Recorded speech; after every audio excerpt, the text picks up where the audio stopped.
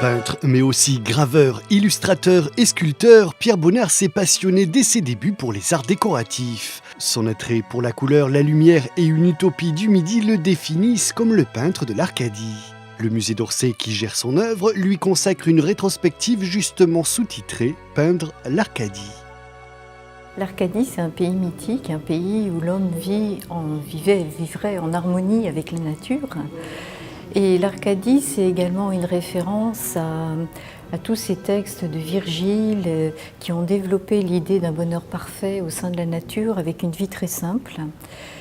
Et c'est aussi le tableau de Poussin où l'on voit des bergers en Arcadie qui découvrent une inscription sur un tombeau où il y a marqué « Et ego in Arcadia ». Moi aussi, j'étais en Arcadie et c'est la mort qui parle.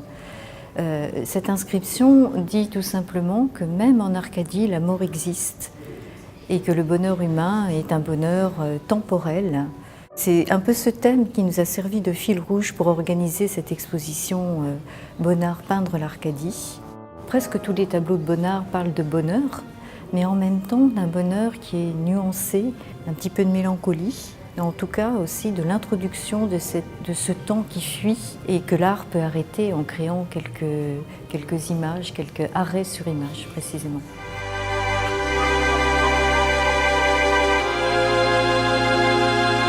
Alors Bonnard a beaucoup peint le thème de la toilette, le thème de la femme dans l'intimité de sa salle de bain. Les premiers thèmes développés autour de ce sujet montrent des nus triomphants dans la lumière, des femmes très belles, très conscientes de la beauté de leur corps. Et on voit ce corps féminin mis en scène dans des espaces avec des écrans, avec des jeux de miroirs, avec des morceaux du corps qui deviennent comme des statues dans le reflet du miroir. Et en 1925, précisément, arrive le thème des baignoires, des nus allongés dans l'eau, où on voit que la coloration et le thème est très différent. Il s'agit de sujets traités d'une manière beaucoup plus froide, avec des cadrages aussi différents, où le peintre s'est mis au-dessus de son modèle et regarde donc cette femme plongée dans de l'eau, mais l'eau a l'air froide. Et en 1925, précisément dans la vie de Bonnard, se passent plusieurs événements qui touchent à son intimité et à son rapport à sa femme, Marthe, puisque c'est l'année de leur mariage. Il y a malheureusement eu un épisode aussi assez triste et dramatique, puisque sa maîtresse, Renée Montchâty, s'est suicidée au moment du mariage avec Marthe. Alors il y a en effet quelque chose d'assez morbide dans ces baignoires, avec ces corps qui semblent presque se diluer dans l'eau, puisque Bonnard va beaucoup travailler sur la matière et va beaucoup travailler aussi sur le flou du corps vu à travers l'eau. Et donc ces premières baignoires qui sont liées à tous ces événements tristes dans la vie de Bonnard, dont Bonnard ne parle absolument pas, mais il peint ces salles de bain qui ont l'air assez froides. Et 10 ans plus tard, ce thème de la salle de bain, ce thème du nu dans la baignoire, prend à nouveau des colorations de lumière, de soleil et de couleurs inouïes à travers justement ces baignoires qui sont dématérialisées par la lumière. Donc à nouveau, ce qui prend le dessus toujours dans la peinture de Bonnard, c'est cette idée de la traversée par la couleur. Et on voit ici dans ce magnifique tableau du Musée d'Art moderne de la ville de Paris comment cette lumière va rendre presque insensible la transition du mur avec l'eau, avec la baignoire. Toutes les frontières sont abolies et on est dans la couleur pure. On est ici dans les années 30.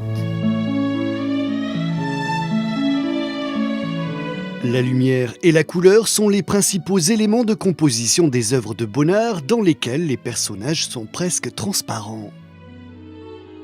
On voit bien qu'il y a des fantômes dans la peinture de Bonnard de temps en temps.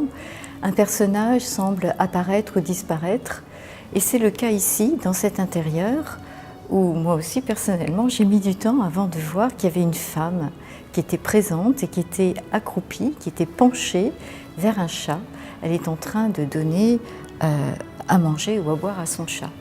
Et cette femme elle-même, dans une sorte de mimétisme, se transforme comme une femme panthère parce qu'elle a un tricot rayé ou un motif de sa robe qui évoque en effet la robe d'un félin. Il y a énormément de chats et de chiens dans sa peinture. Il faut dire que c'était des animaux familiers de Bonnard. Il adorait les chiens. Et souvent, même ses amis disaient qu'il se confiait davantage à ses chiens qu'à ses amis. En tout cas, les animaux ont une importance très forte dans son intimité et dans sa peinture, et ils sont carrément omniprésents.